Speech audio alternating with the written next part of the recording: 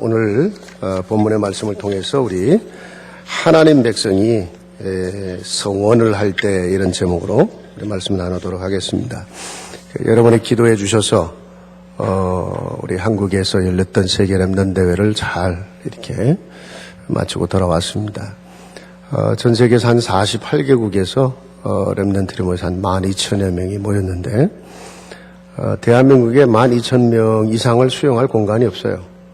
그래서 그렇게 모였던 것 같고, 그 이외에도 지금 각 나라별로 계속 그 메시지를 가지고 나라별 모임을 갖고, 우리 지난주에는 우리 워싱턴 한 200~300명 모여갖고 또 지역 또 모임을 갖지 않았습니까?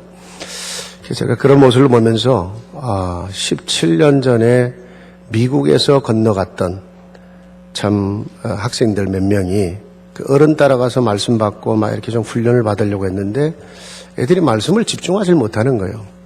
그래서 이 아이들에게 뭔가 전환점이 있어야 되겠구나. 이래서 시작한 게 렘넌트 대회입니다. 그때는 이제 미국에서 들어오고 해외에서 들어온 한 70여 명 데리고 저 삼천리라고 하는 저 전라도 어느 구석에 그 산골에 가고 기도원에 막 뭐 에어컨도 없었죠. 제가 그 자리에 있었거든요. 땀을 뻘뻘 흘리며 말씀을 들었는데, 알잖아요, 여러분. 보통 교회에 그 청년들, 청소년들 말씀 못 들어요. 그냥 뭐 잠시를 가만히 있지 못하고 있던 아이들이, 그때 시작한 렘넌트 대회가 지금 17년이 지났는데, 렘넌트 시대가 올 것이다. 시대마다 하나님이 남겨놓은 정말 언약의 백성들, 후대들, 이들을 통해 하나님이 하시는 일이 일어날 것이다. 17년이 지났는데 가슴이 뜨겁더라고요. 하나님이 전 세계에 복음 가진 엘리트들을 세우고 복음 가진 헌신된 전도자, 제자들을 세워서 이렇게 중고학생, 청년 대학생들, 또 이제 그들이 이제 아이를 나가서 그 아이의 손을 잡고 왔더라고요. 그래서 17년의 세월이 한순간에 흘러갔구나. 이런 메시지를 듣고 각 나라로 이제 다 흩어지면서 가슴속에 담고 가는 거거든요. 뭔가 성원적 기도의 제목을 가지고 가는 거거든요. 여러분, 오늘 제목이 하나님 백성이 성원을 한다, 이런 그 말씀의 제목인데, 오늘 보면 그 18절에 보면 바울이 그 일찍이 성원이 있어서 기도를 하다가 겐거리아 지역에 가서 그 서원 기도를 끝내면서 머리를 깎았다, 이렇게 표현을 하고 있어요. 그 일찍이가 언제였을까? 일반적으로 이제 이렇게 예측을 할 때는 아마도 고린도 지역에서 굉장히 복음 전하면서 어려움이 있었고, 뭔가 그 속에서 바울은 전체 로마 복음화와 세계 복음화의 꿈을 다시 가슴속에 담고 본격적인 기도를 하지 않았을까? 이렇게 보는 겁니다. 어쨌든 거기 그 서원이라는 단어가 있어요. 여러분, 그 서원 또는 서약이라고 하는 단어는 하나님 앞에 내가 뭔가 중요한 결단을 하고요, 그 결단을 가지고 하나님 앞에 나를 맡기는 겁니다. 나를 드리는 행동을 하는 거예요. 그걸 서원이라고 합니다. 성경에는요, 중요한 서원을 하고 하나님 앞에 시대적인 응답을 축복한, 그 시대적인 응답과 축복을 체험했던 많은 사람들이 있죠. 그 중에 이제 대표적인 사람이 누구냐면 한나입니다. 자식이 없었어요. 이래갖고 너무 고통을 당하고 있던 그런 시간에 이 한나가 기도를 하죠. 물론 처음에는 뭐 남들 다 있는 자식 하나님 나도 자식 주세요, 그런 기도를 했을 겁니다. 그렇죠? 그런데 이 한나가 어느 날 기도하다 하나님 뜻을 찾기 시작한 거예요. 왜 남들이 다 있는 자식이 내게는 없을까? 그리고 자식이 있으면 또 뭐 하겠냐? 정말 하나님이 쓰시고 시대가 쓰는 그런 자식이 내게 있다면, 이런 기도를 하면서 하나님 결단을 해요. 하나님이 만일에 내게 아들을 주신다면 이 아들을 내가 키우는 게 아니라 하나님 손에 맡기겠습니다. 하나님께 드리겠다고 결단을 해버렸어요. 여러분, 한 시대의 인물들을 보면요, 시대에 쓰임받는 후대들이요, 다 그냥 어쩌다 보니까 그렇게 된 게 아닙니다, 여러분. 그 본인의 결단이 있었든지 아니면 부모의 생을 건 결단이 있었든지 뭔가 있었던 거예요. 여러분, 이 한나가 정말 하나님 앞에 결단하고 소원을 한다며요, 그 아이가 젖을 떼자마자 그냥 성전으로 보내서 제사장 엘리 제사장 밑에서 영적인 훈련을 받게 만들어요. 여러분 쉬운 일입니까? 내가 내 자식을 하나님 손에 맡기고 내가 해도 될까 말까 하는 판인데. 근데 사실 정확히 보면 여러분이 제가 해서 되는 문제가 아니에요. 내 한계 선에서 머무르면 내만큼밖에 안 돼요. 잘 돼봐야. 진짜 하나님 손에 맡길 때 나를 초월한 하나님의 능력이 나타나야 돼요. 그리고 정말 하나님께 맡긴. 그래서 그 아이를요, 젖을 떼자마자 성전으로 보내서 주의 종의 손에 맡기고, 그리고 정말 거기서 영적인 훈련을 받게 한 겁니다. 결코 쉬운 문제 아니죠, 여러분. 결국은 이 사무엘을 통해서요, 이스라엘의 대부흥운동이었던 그 미스바 운동이라고 그래요. 그렇게 이스라엘이 막 사사시대 알죠, 여러분? 삼손 같은 맨날 막 아말렉 족속에 짓밟힌 거예요, 계속. 하나님 백성이 계속 짓밟히고 세상이 짓밟히고. 그때 여러분 믿음도 잃어버리고 삶도 잃어버리고 자존심도 잃어버리고 다 잃어버린 삶을 살고 있을 때 하나님이 이 사무엘을 들이세워갖고요, 미스바라고 하는 곳에서 대부흥운동을 일으키고요. 여러분 사무엘이 살아있는 동안은 그 땅에 전쟁이 없었다고 그랬어요. 어느 정도 영성이 있고 어느 정도 정치력이 있었는지 아시겠죠? 주의 종일 뿐만 아니라 정치가여서 제사장이어서 모든 부분에서 하나님 쓰심자라. 그가 성장하는 과정에 그 입에 말 한마디도 땅에 떨어지지 않았다고 그랬습니다. 이런 인물들이 그냥 나오겠냐고요, 여러분. 어떻게 하다 보니까 그냥 나오는 게 아닙니다, 여러분. 여러분, 우리가 보통 이제 이런 나시린이라고 그러거든요. 이런 서원을 하나님 앞에 할 때는요, 그 서원의 표현으로 예를 들어 평생 포도주를 안 준다, 안 먹는다. 뭐 포도주 먹을 수 있죠. 그런데 이 아이는 거룩하다는, 하나님께 드렸다는 표현으로 포도주 안 먹는다. 예를 들어서. 또 어떤 경우는 머리를 자르지 않는다. 평생 서원으로 가질 때는 평생 그렇게 합니다. 예. 자기 나름대로 하나님 앞에 결단을 하고 자기 믿음의 표현을 하고 행동을 하는 거예요. 예. 그거는 무슨 뭐 내가 구원받는 거, 뭐 천국 가는 이런 거와 관계된 문제가 아닙니다. 내가 하나님 앞에 결단하는 문제거든요.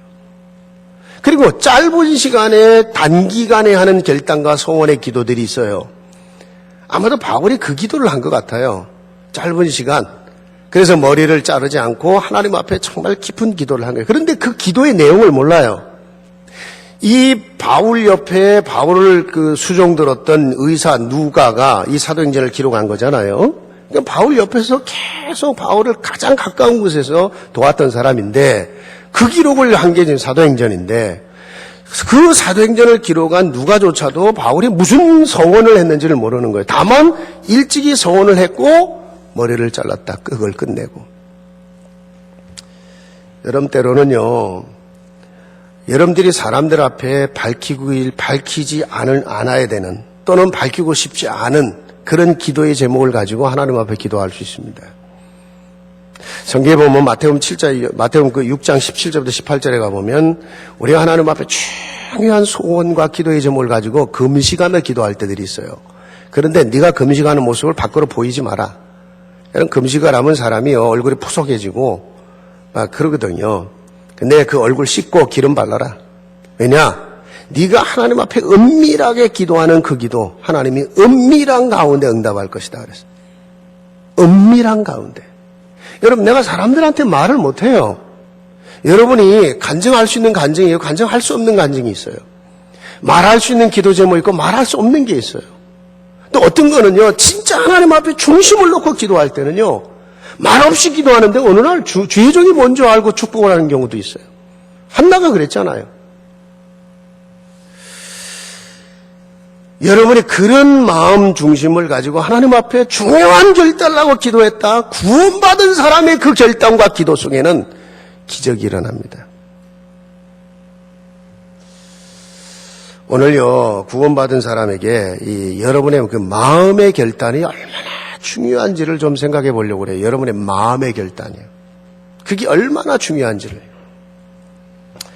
사람이요, 무엇을 내가 결단하고 실천한다. 그거는요, 하나님 형상대로 지음받은 인간만 가지고 있는 특권입니다. 여러분, 개돼지 동물이 뭔 결단하고 뭐를 소원한다, 뭐를 실천한다, 그런 일 없습니다, 여러분. 절대로 그럴 수가 없습니다. 왜냐? 하나님 형상대로 지음받은 인간만 가진 특권이에요. 인간만 하나님을 생각할 수 있고 영원한 시간을 생각할 수 있어요. 인간만 미래를 생각하고 인간만 죽음 뒤를 생각합니다. 개는 미래 생각하지 않습니다. 자식을 위해 생명도 걸어요, 개도요. 그러나 미래 생각할 줄 몰라요. 영원한 시간 생각 못해요. 하나님 생각 못합니다. 그 미래를 놓고 내가 뭔가를 결단하고 뭔가를 실천할 수 있다. 이거는 인간만 가지고 있는 특권이에요. 구원받기 전에는 인생을 사단이 잡고 있기 때문에 내 마음대로 잘 안 돼. 근데 여러분, 구원받고 나면 여러분 안에 성령이 계시거든요. 성령이 도우셔요. 그 결단을요. 그리고 도우십니다. 그리고 그것이 증거로 나타나게 만들어요. 여러분, 그게 구원받은 자의 이성이고 구원받은 자의 어떤 영성이고 그런 거예요. 구원받은 자만 할 수 있는 거예요. 그래서 여러분 우리가 실제로 첫 번째로 우리가 구원을 받는 것도요, 하나님의 은혜의 선택에 대한 개인의 결단입니다, 여러분. 하나님이 구원하고자 작정하신 자, 하나님이 선택하여 부르십니다. 성경은 분명히 그 얘기를 하고 있어요. 나는 부족한데, 나는 모자른데, 나는 너무 하나님을 대적하는 인생을 살아. 제가 그랬어요. 제가 중학교 때까지 나를 전도하려고 하는 사람들 아주 멸시했습니다. 야, 시끄럽게 하지 말고 나가라. 왜 여기서 시끄럽게 자꾸 예수 얘기하냐? 제가 좀 그렇게 못했습니다. 근데 어느 날 하나님이 저를 택해버리니까요, 가장 뭔가 중요한 문제는 내가 마음에 기도가 나오더라고.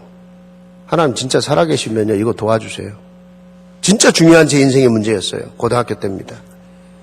1년 뒤에 깨달았어요. 야, 내가 그때 이 문제를 놓고 기도했었는데 이게 되어졌는데, 야, 사람이요, 급하면 하나님 찾는 내 모습이 너무 초라해 보이더라고. 그러면서 마음이 어떻게 못 견디겠더라고. 이래갖고 내가 그 하숙집 친구한테 그래서, 야, 너 교회 다니지? 나 교회 좀 데려가 봐라, 야. 그날 예수를 영접했어요. 그 영접이란 단어는 어마어마한 단어입니다. 하나님이 선택에 대한 나의 리스판스예요. 나의 결단이고 반응입니다. 여러분, 성경 요한계시록 3장 20절에 그랬잖아요. 볼지어다 내가 문 밖에 서서 두드린다 그랬어요. 마음의 문을 두드린다는 거예요. 누구든지 내 음성을 듣고 마음의 문을 열면 내가 그에게로 들어가 그와 더불어 먹고 영원히 그와 함께 한다 그랬어요. 여러분이 마음의 문을 열 때입니다. 누군가가 선물을 가지고 여러분의 집을 찾아왔어요. 똑똑 두드립니다. 근데 아무리 좋은 선물을 갖고 왔어도 여러분이 문을 안 열으면 못 들어오는 거예요. 선물을 주는데 여러분이 거부를 하면 안 되는 겁니다. 그 선물 나하고는 관계없는 게 되는 겁니다. 어떤 사람은요, 진짜 예수 안 믿던 사람인데 진짜 예수 얘기만 해도 진짜 온 신경이 곤두서고 말이죠. 그런 사람이었는데 어느 날 괜히 그냥 누가 지나가면서 아저씨 예수 믿어야 될 건데 잘 그날은 마음이 흔들려요. 여러분, 마음을 두드리는 거예요, 이게 하나님이요. 어쩌다 병원에 입원했어요. 절대 예수 안 믿을 사람. 그런데 청소하는 아줌마가 지나가면, 아줌마 예수 믿어야 될 건데요. 예수 믿으면 굉장히 힘을 얻을 건데요. 근데 그 시간에 마음이 움직여요. 그게 예수님이 두드리는 거예요. 문제는 그게 주님의 내 마음을 두드리신 줄 알고 내 마음의 문을 열기만 하면 내가 그에게로 들어가. 그래. 여러분, 그거를 그림으로 그린 화가의 그 그림이 있어요.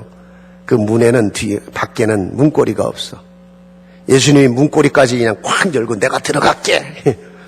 그게 아니라는 거예요. 두드리는 예수님의 모습은 있는데 문고리가 없어요. 두드리만 계셔요. 계속 두드려요. 내가 너를 사랑한다. 내가 네 안에 들어가길 원한다. 내가 너와 함께 하길 원한다. 내가 네 인생을 축복하길 원한다. 계속 밖에 서서 두드리신다는 거예요.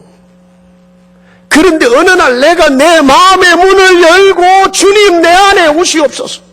나는 당신이 필요합니다. 내 인생 내 건 줄 알았는데 내 인생 내 것이 아니고 당신의 것인 줄을 내가 받아들이겠습니다. 제 안에 오십시오. 제 인생, 제 가족, 제 자녀, 내 모든 것을 주님이 축복해 주십시오. 결단하는 순간 그분이 성령으로 내 안에 오신다는. 제가 이제 한국에 갈 때 보면 제가 이제 뭐 하도 많이 다니니까 밀리언 마일리지를 갖고 있는 사람이라 승무원들이 알아요. 제가 누군지를. 목사라는 것도 알고. 알기 때문에 오히려 전도하기 좋아요. 승무원들이 와서 이렇게 뭐 할 때 제가 조용히 복음을 전해요. 교회를 다니냐, 뭐 어쩌냐. 어떤 사람은 교회 다니는데 너무 확신이 없어요. 또 어떤 사람은 누구를 사귀는데 그 사귀는 친구가 아주 믿음이 좋대. 애틀란타에 사는 아주 믿음 좋은 아주 그런 사람인데 솔직히 자기는 교회는 다니지만 내가 어떻게 그 믿음을 따라갈지 저도 잘 모르겠어요. 그러더라고요. 확신은 있냐 그랬더니 글쎄 어떨 때는 하나님이 나와 함께하는 것 같기도 하고 어떨 때 아닌 것 같기도 하고 그래.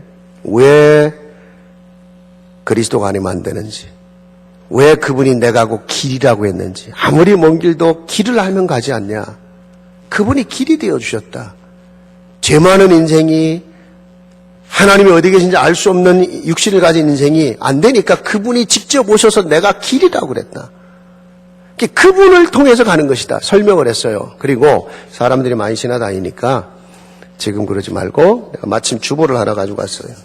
주보가 있길래 주보 맨 뒤에 보면 우리 교회 주보다 보면 여기 예수님을 나의 주인으로 영접하는 기도가 있다. 요대로 한번 기도해봐라. 주 예수님, 나는 주님이 필요합니다. 지금까지 주인이었던 그 자리에 주님이 내 안에 와주십시오. 저를 도와주십시오. 저를 하나님 자녀로 받아주십시오. 요 기도를 혼자 조용한 시간에 자리에 앉아서 한번 해봐라. 당신 안에 성령이 그리스도의 영이 함께 할 것이다. 그러고 나서 나는 이제 좀 시간이 지나다 잠이 들었어요. 잠이 깨니까 찾아왔어요. 목사님, 제가요 혼자서 그 기도를 했는데 이상하게 그 순간 제 마음에 평안이 왔어요. 그래, 영접을 했기 때문에 그분의 영이 당신 안에 있는 것이다. 오늘 만일에 우리에게 처음 온 분이 있다면요, 여러분이 주보의 이 내용을 가지고 마지막에 영접 기도만 해도 주님을 내가 결단한 거거든요. 나의 주인으로 결단한 거거든요. 여러분, 그렇게 마음의 문을 열고 예수님을 영접했다. 뭐라고 했습니까? 요한복음 1장 12절에 영접하는 자 곧 그 이름을 믿는 자가 하나님의 자녀가 되는 권세를 주셨다 그랬어요. 우리에게 인격을 요구하고 실력을 요구하고 돈을 요구하고 여러분 무엇을 요구한 게 아닙니다. 하나님의 그 사랑을 네가 받아들이라는 거예요. 나의 허물과 죄 때문에 여러분 이 땅 역사는 모든 흑암 권세 나는 모르고 있지만 하나님은 그것 때문에 아들을 죽여서 십자가에서 모든 죄와 저주를 해결하고 길이 되셨어요. 영접하는 자, 그가 나의 자녀. 여러분이요, 영접한 순간에 성령이 여러분과 함께 하시죠. 영접한 순간에 하나님의 자녀가 되는 특권, 권세를 주셨다고 그래요.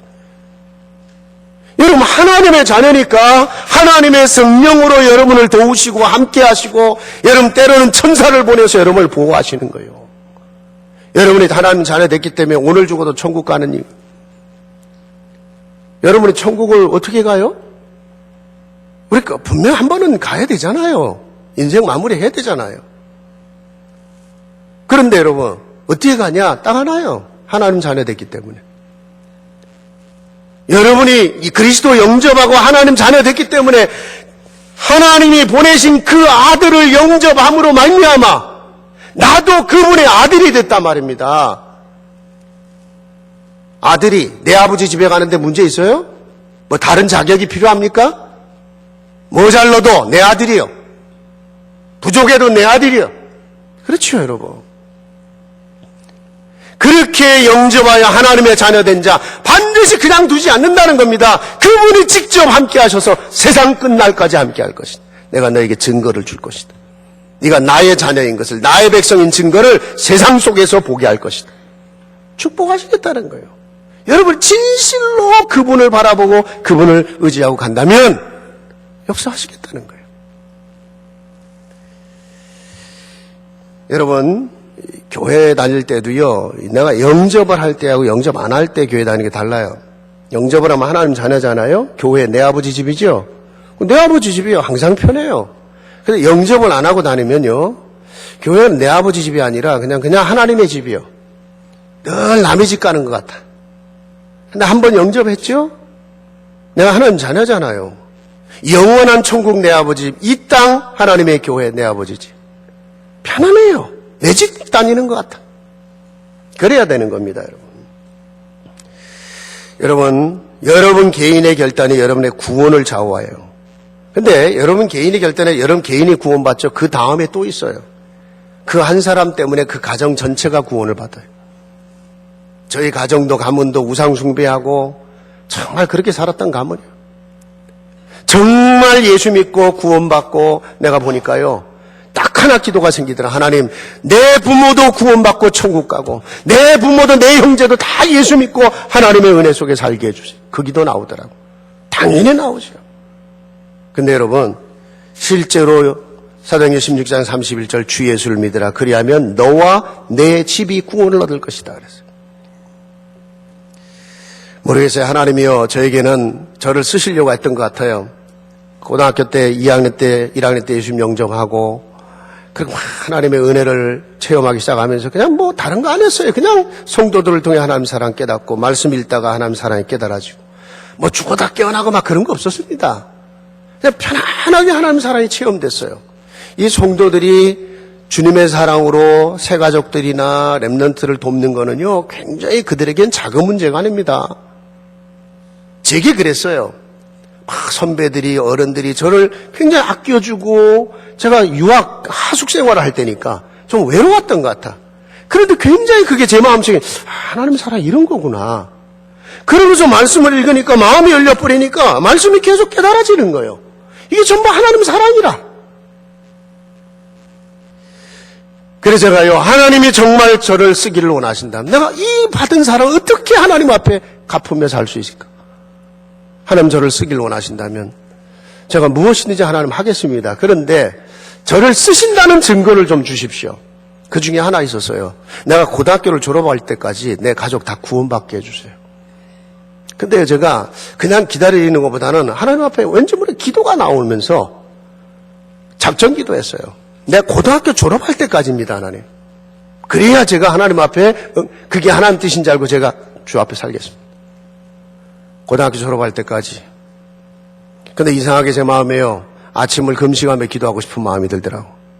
그래 아침을 금식해서 40일 기도했어요. 고등학교 졸업할 때까지 부모님들 다 예수 영접하고 그리고 다 구원받는 역사 일어나고 하나님이 이렇게 나를 쓰고자 하시는구나. 물론 여러분이요 기다리기만 해도 성령 역사합니다. 계속 막 억지를 부릴 필요 없어요. 조용히 기다리기만 해도 돼요. 그러나 그냥 기다리지 마시고 하나님 앞에 서원적 결단을 하고 기도를 했다. 역사 일어납니다. 그는 구원의 문제뿐만이 아니에요. 그래서 두 번째 중요한 게 뭐냐? 중요한 여러분이 하나님 앞에 중요한 응답과 축복을 받아야 될 때들이 있어요. 그죠? 그런 때는요. 하나님의 약속을 정말 붙잡고 여러분의 믿음의 결단, 서원적 결단을 하세요. 오늘날 바울이 그런 기도를 한 겁니다. 바울이 주의 종이잖아요. 전도자잖아요. 근데 뭔가 중요한 문제를 놓고 하나님 앞에 기도를 한 거예요. 머리를 자르지 않고 나실인적 기도를 한 거예요. 하나님, 내 생명을 주께 드리며 기도하겠습니다. 여러분 성경에요. 창세기 12장에 가보면 아브라함의 믿음의 결단, 서원적 결단이 있습니다. 어느 날 우상 숭배하던 아브라함을 하나님이 선택하셨어요. 그렇죠? 아브라함을 택하셨다고 그랬어요. 택하여 불렀습니다. 그리고 아브라함이 뭐라고 했냐? 네 본토 친척 아비집을 떠나 내가 약속하는 땅으로 가라 그랬어요. 여러분, 여러분의 집 본토 아비집 떠나는 게 그렇게 쉽습니까? 동네 이사 가기도 힘들어요. 근데 믿음의 결단을 가지고 내 우상의 배경에서 내 믿음의 결단을 한다는 데는 굉장히 중요한 문제가 되는 겁니다. 그러면서 뭐라고 그러냐? 내가 너를 복의 근원으로 삼을 것이다.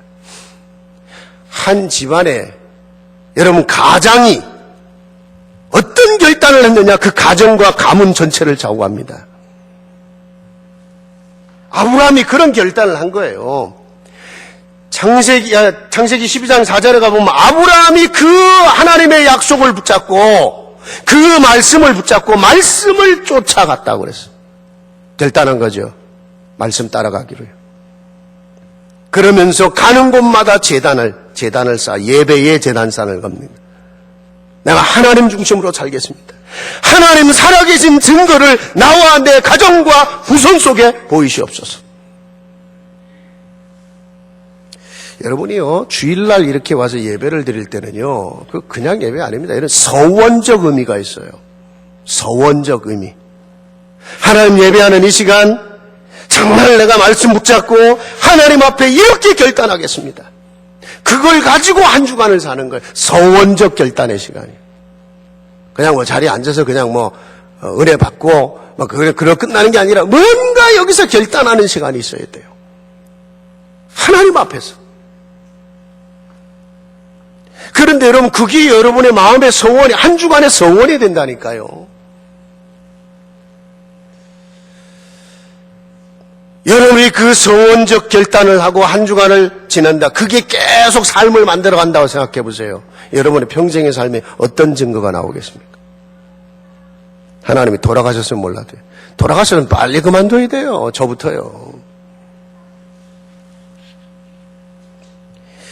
여러분, 성경에요, 룻기 아시죠? 룻기에 등장하는 주인공 룻이라는 여인의 서원적 결단이 있어요. 이 여자가요, 진짜 어설프게 남편을 만났다가 완전히 망했어요. 그런데 이 여인이 어느 날요, 진짜 서원적 결단을 합니다. 하나님 앞에서요. 다 잃어버렸거든요. 그 시어머니가 이제 그냥 네 고향 땅에 살아라. 그런데 이 시어머니에게 믿음이 있었어요. 어머니의 믿음이, 어머니의 하나님이 나의 하나님이 되고 어머니의 믿음이 내 믿음이 되길 원합니다. 여기서 서원적 결단을 해요. 그래서 자기의 고향 땅은 원래 이 모압 족속이 사는 이방 민족이거든요. 근데 그걸 내려놓고요, 어머니 따라가겠다는 믿음의 결단을 하고 믿음의 성원을 해버린 거예요. 그리고 예루살렘 땅으로 가요. 약속의 땅이죠. 그 약속의 땅으로 갔습니다. 근데 아시죠? 이 룻을 통해서 후대에 다윗 왕이 나와요. 그리고 더 뒤에 가면 메시아가 나와요. 그러니까 메시아의 가문을 이루어요. 한 여인이 너무너무 절망스러운 시간에 서원적 결단을 했는데 그 후대에 이런 어마어마한 하나님의 역사가 일어납니다. 여러분, 성경에 다윗 같은 사람, 하나님 앞에 삶 자체가 소원이었어요. 늘 삶 자체가 하나님 앞에서의 결단이었고요.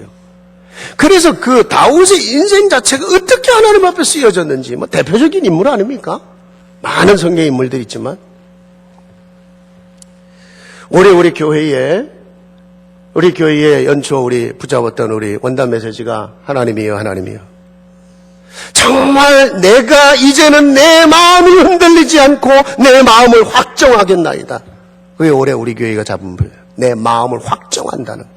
뭐예요? 마음의 결단을 한 겁니다.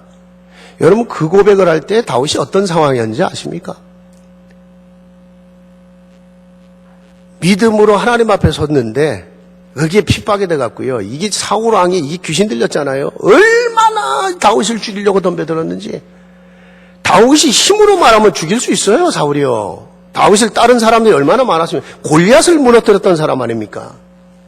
그런데 영적인 사실 알고 있었어요. 기름 부음 받은 주의 종 내가 손대면 안 된다는 것도 알고 있었고, 하나님이 나를 어떻게 축복하실 거 알고 있었고, 하나님은 내 믿음을 어떻게 보고 계시는지 알고 있었다니까. 결단했습니다. 하나님, 저는 흔들리지 않겠습니다. 내 마음을 확정하였나이다. 흔들리지 않겠습니다. 그리고 주님 바라보겠습니다. 그리고 내 인생이 온 땅의 주의 이름이 세상 속의 열방 중에 높여질 때까지 하나님 앞에 살겠습니다. 여러분, 여러분에게 어떤 어려움이 있다, 중요한 일이 있다, 그때 여러분에게 필요한 게 서원적 결단. 어떤 면에서 다윗은 평상시 삶이 서원적 결단이었어요. 매일의 삶이, 평생의 삶이. 예를 들어서요, 다윗은 어렸을 때는요, 하나님과 부모를 위한 결단을 했습니다. 다윗은 어린 시절에 이미 기도 훈련이 된 사람이에요. 형들이 많았는데 이 막내 다윗을 아버지가 양을 치라고 보냈잖아요. 들판으로. 보통 아이 같으면 세상 말로 말하면 땡땡이 치고 딴짓 해야 되거든. 놀아야 될 거 아닙니까? 보통 사람 말로 한다면. 얘가요, 거기서 기도한 겁니다. 그리고 아버지의 양 한 마리를 잃어버리지 않게 해서 결단을 한 거죠. 그리고 계속 돌팔매질을 해댄 거예요. 이리에게 사자에게 아버지 양 한 마리 안 뺏기려고. 하나님 앞에 결단하고 부모 생각하는 결단한 거예요. 다르죠, 여러분? 생각이 다르게 성장을 했는데요. 나중에 그 돌팔매질이요, 골리앗을 무너뜨릴 줄을 누가 알았겠냐고. 그렇죠. 여러분, 이 다윗이요, 이제 청년이 됩니다. 그런데 이 청년에 대해서는요, 세상을 위한 소원을 해요, 세상이요. 여러분, 그 시편 57편 우리 올해 우리의 메시지인데 9절부터 11절에 보면 이 고백을 해요. 내가 열방과 열왕 위에 주의 이름이 높여지길 원하고 온 땅 위에 주의 영광이 드러나길 원합니다. 세상을 위한 소원입니다. 내가 그냥 세상 사는 게 아니라 내가 가는 현장에, 내가 가는 세상에서 그 세상에서 주의 영광이 드러나기를 원합니다. 하나님이여 나를 축복하시옵소서. 결단한 거예요. 자, 왕이 됩니다. 성공했잖아요. 그죠? 진짜 지존의 자리에 올라갔어요. 하나님 다음에. 근데 거기서는 무슨 결단합니까? 하나님의 교회를 위한 결단을 해요. 이스라엘 백성들이 그렇게도 무너졌을 때 언약궤를 뺏겼거든요. 하나님 약속의 궤가 있어요. 하나님의 말씀이 들어있고 만나 항아리, 십계명이 들어있고 막 이런 아론의 쌍난 지팡이 이래 들어있던 언약궤가 있는데 그거를 뺏겼거든요. 블레셋이라는 족속에게. 그러니까 맨날 하나님 백성 얻어터졌어요. 믿음을 잃어버리고 언약을 잃어버리고 신분을 잃어버린 이스라엘의 모습이거든요. 다윗이 알았어요. 그거부터 찾아온 거예요. 전쟁에 갖고. 그리고요, 마지막에 무슨 결단을 하느냐? 성전을 짓겠다는 결단을 해요. 어떤 면에서 이거는요, 굉장히 양심적 결단이었어요. 구원받은 사람의 영적 양심의 결단이었어요. 뭐라고 성경에 기록했냐면요, 내가 왕이 돼갖고요, 백향목, 여러분 최고의 향나무예요. 백향목, 하얀 향목. 그 향나무로 진 어마어마한 궁전에 난 살고 있는데 하나님의 계는 아직도 커튼 사이에 있더다. 회장 속에 있더다. 마음이 부끄러운 거예요. 그래서 내가 성전을 짓겠다는 결단을, 서원적 결단을 해요. 그리고 나서 선지자에게 나를 위해 기도해달라. 근데 하나님의 계획은 다윗이 아니고 그 아들이었어요. 그래서 다윗에게는 네 마음 중심은 내가 받았다. 네 이 왕의 위가 영원히 네 후손까지 계속될 거다. 그래서 다윗의 왕의 위가 무너지잖아요. 그리고 훗날에는 다윗의 후손을 통해 메시아가 오는 거예요. 영원한 왕이신 그리스도가 오는 거예요. 놀랍죠, 여러분. 여러분, 장년이 됐습니다. 이제 노년의 시간이 옵니다. 그때는 후대를 위한 결단을 해요. 여러분, 역대상 29장에 가보면 자신의 후대가 하나님의 성전을 지을 수 있도록 모든 것을 다 준비해버렸어요. 이야, 대단하죠. 그 아들 솔로몬이잖아요. 아버지 대 이미 다 준비해놨어요. 다 헌신해놨어요. 여러분, 우리가요, 렘넌트를 위해서 발판이 된다, 그들을 위해 기도한다, 헌신한다, 이거는 굉장한 의미가 되는 겁니다. 작은 것부터 시작하십시오. 예를 들어 제가요, 여러분이 예를 들어 뭐 어떤 집회를 가서 정말 제가 이번에도 서울 갔다 와 서울에 가서도 그 세계 렘넌트를 놓고 마음에 담고 기도를 했고 뒤에 앉아서 돌아오자마자 중고등부 수련회가 있더라고요. 뭐 제가 설교 안 하면 또 어떻게 했습니까? 뭐 부목사들이 있는데 갔어요. 뒤에 앉아서 하나님, 이 아이들이 얼마나 소중합니까? 이들을 축복하옵소서. 저들이 숨어서 울고 있는 모습이 있다면 그것을 치유하시옵소서. 말씀 주시더라고요. 계속 기도하면서. 그래서 3번 말씀을 증거하고 왔어요. 여기 오니까 우리 렘넌트들 또 워싱턴 집회에 있더라고요. 여러분, 내가 내 남은 생애를 렘넌트의 발판이 되겠다고 하는 결단을 하는 것은 다른 문제가 되는, 굉장히 중요한 문제가 돼요. 하나님 앞에요.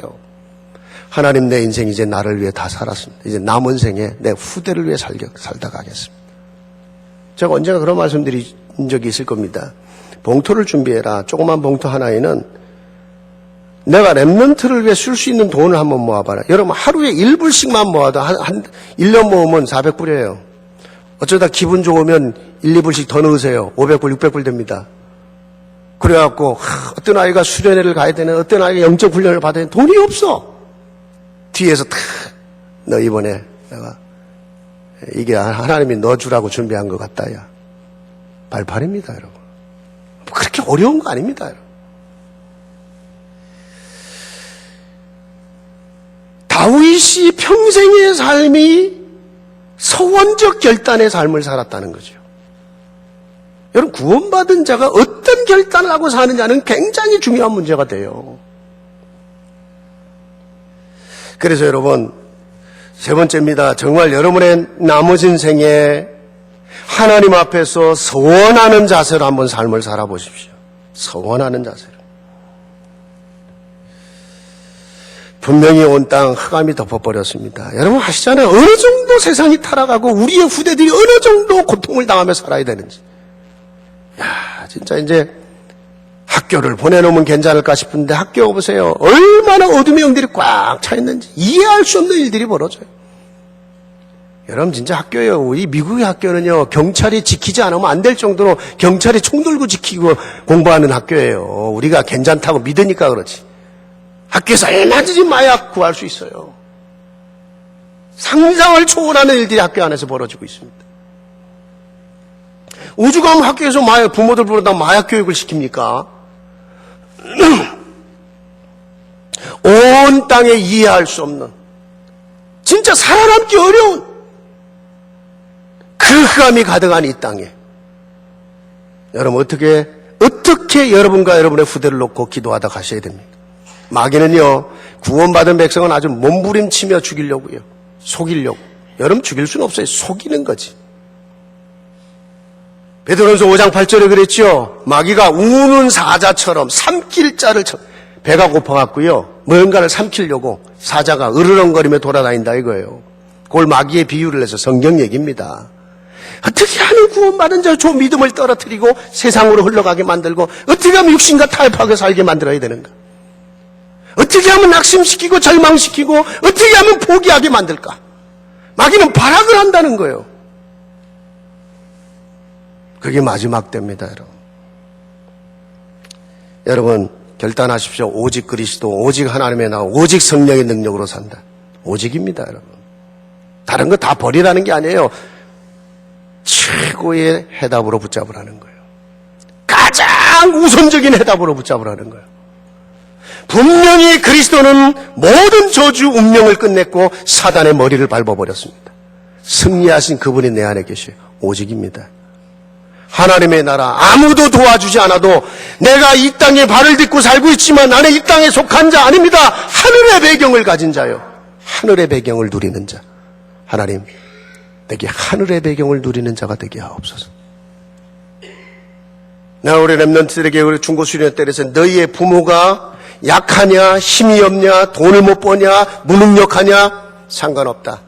그냥 내게 계셔 주시는 것으로 감사하고 나머지 못해주는 것은 하나님이 내 배경이 된다는 걸 믿고 가라. 어떤 경우도 불신앙하지 마라.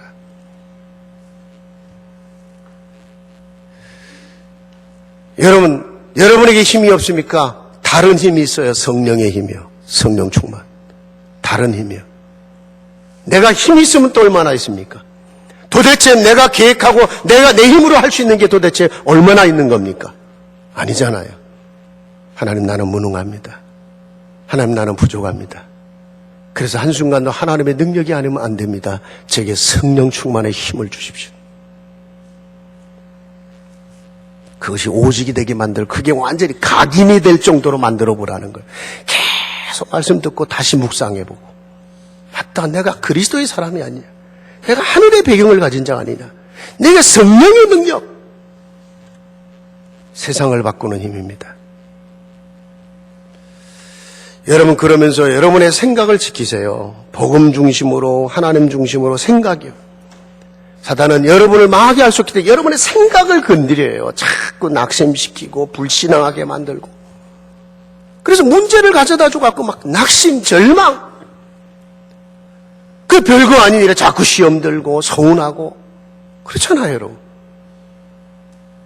그 마음 생각, 여러분의 영혼은 손 못 댑니다. 구원받았습니다. 여러분의 마음 생각, 지나온 시간의 상처거든요. 어디를 건드리면 여러분이 시험 들고 낙심하고 절망하고 좌절하고 포기하는지 마귀는 너무 잘 알아요. 그래서 네 마음을 지켜라. 지킬 만한 것보다 네 마음 지켜라. 아무것도 염려하지 말고 감사함으로 하나님께 기도하며 가봐라. 네 마음 생각을 성령께서 지키신다는 거예요. 어떤 면에서 여러분의 마음 생각 훈련해야 됩니다. 영적 훈련과 함께 마음 생각. 가난한 멋있는 생각하시고 가능한 하나님 중심 생각하시고 가능한 미래 중심의 생각을 하시라니까요. 이게 마음대로 안 돼요. 이게 벌써 오랜 시절에 훈련이 안 돼 있기 때문에 내 생각이 자꾸 자기 중심이요, 육신 중심이요, 세상 중심이요, 불신앙 중심으로 훈련되어 있기 때문에 나도 모르게 훈련이 돼 있던 거예요. 여러분 새로운 훈련을 하는 거거든요. 그래서 어떤 면에서 내 마음대로 안 될 때 자기와의 싸움이 그 영적인 싸움이에요. 본격적으로 내 마음과 생각 속에 역사하는 이 어두움과 불신앙의 영들과 싸워라.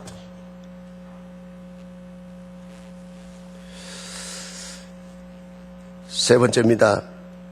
두 번째입니다. 복음의 능력 진짜 붙잡으시고요. 복음의 능력 내가 안 되니까 하나님이 직접 오신 거예요. 모든 믿는 자의 구원을 주시는 하나님의 능력이라고 그랬어요. 믿는 자에게 능치 못함이 없습니다. 할 수 있거든요. 무슨 말이냐? 믿는 자에게 능치 못함이 없다. 내게 능력 주시는 자 안에서 나는 알 수 없어요. 환경 현실이 나는 어려워요. 그런데 내게 능력 주시는 그분이 내게 함께 하신다면 난 할 수 있다. 아니 그분이 하실 것이다. 여러분 진짜 붙잡으시고요. 큰 그림을 그리십시오. 세계복음화란 큰 그림. 여러분 땅끝까지 적이면 된다고 했잖아요. 큰 그림을 그리고 큰 비전을 가지고 미래를 보는 삶을 사셔야 돼요. 현실 속에 속지 마시고요.